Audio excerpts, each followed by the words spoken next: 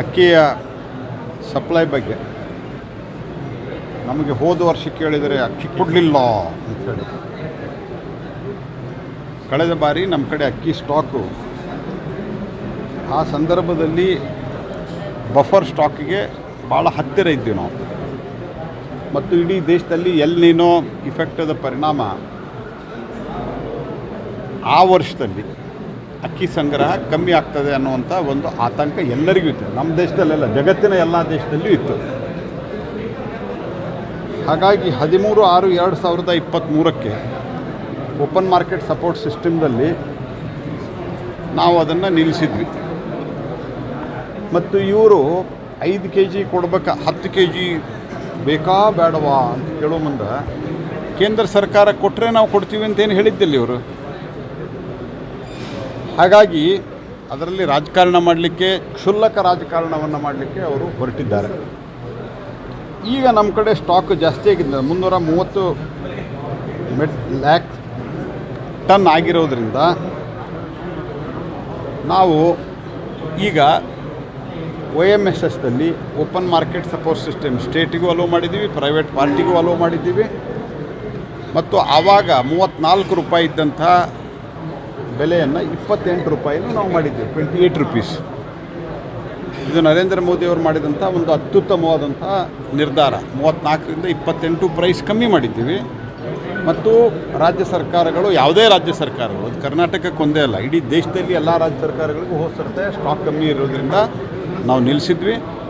ಅದನ್ನು ಪುನಃ ನಾವು ಶುರು ಮಾಡಿದ್ದೇವೆ. ಹಾಗಾಗಿ ಎಲ್ಲದರಲ್ಲೂ ಕಲ್ಲು ಹುಡುಕುವಂಥ ಕೆಲಸವನ್ನು ಸನ್ಮಾನ್ಯ ಸಿದ್ದರಾಮಯ್ಯನವರು, ಮೊಸರಲ್ಲಿ ಕಲ್ಲು ಹುಡುಕುವಂಥ ಕೆಲಸವನ್ನು ಸಿದ್ದರಾಮಯ್ಯನವರು ಬಿಡಬೇಕು. ನೀವು 170 ರೂಪಾಯಿ ಎಷ್ಟು ಜನಕ್ಕೆ ಕೊಟ್ಟಿದ್ದೀರಿ? ಕಳೆದ 2 ತಿಂಗಳಿಂದ ನಿಮ್ಮ ಗೃಹಲಕ್ಷ್ಮಿ ಯಾಕೆ ಜಮಾ ಆಗಿಲ್ಲ?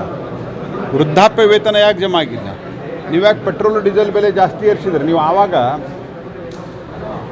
1 ರೂಪಾಯಿ BJP ಸರ್ಕಾರದವರು ಜಾಸ್ತಿ ಮಾಡಿದ್ರು, ನೀವು ಅದಕ್ಕೆ ಎಜಿಟೇಷನ್ ಮಾಡಿದ್ರಿ. 3.5 ರೂಪಾಯಿ ಮಾಡಿದ್ರಿ, ನಿಮ್ಗೆ ನಾಚೆ ಆಗಲ್ಲ ನಿಮ್ಗೆ. ಮತ್ತು ಯಾವಾಗ ಭಾರತ ಸರ್ಕಾರ ರೇಟ್ ಇಳಿಸಿದೆ ಎಕ್ಸೈಸನ್ನು, ಆವಾಗ ನೀವು ಜಾಸ್ತಿ ಮಾಡಿದ್ದೀರಿ.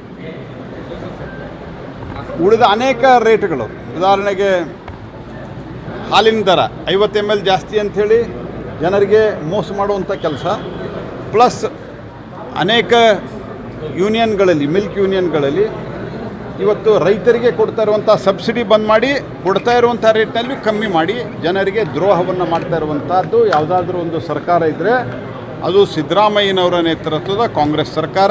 ಸುಳ್ಳು ಹೇಳೋರು.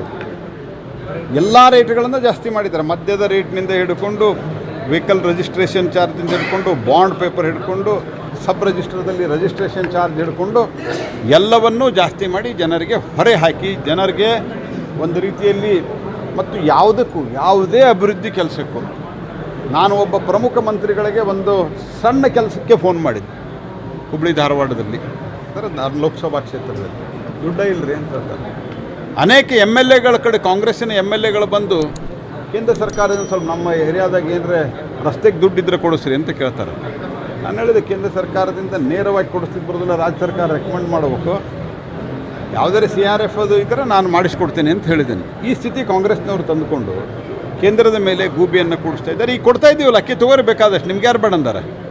ಆದರೆ ಈಗ ಅಕ್ಕಿ ತೊಗೊಳ್ಳಲ್ಲ ಅವರು. ನೀವು ನೋಡಿರಿ, ಇದು ಯಾಕೆ ಪಾಲಿಟಿಕ್ಸ್ ಶುರು ಆಗಿದೆ ಅಂದ್ರೆ, they don't want to purchase, ದುಡ್ಡಿಲ್ಲ ಅವ್ರ ಹತ್ರ.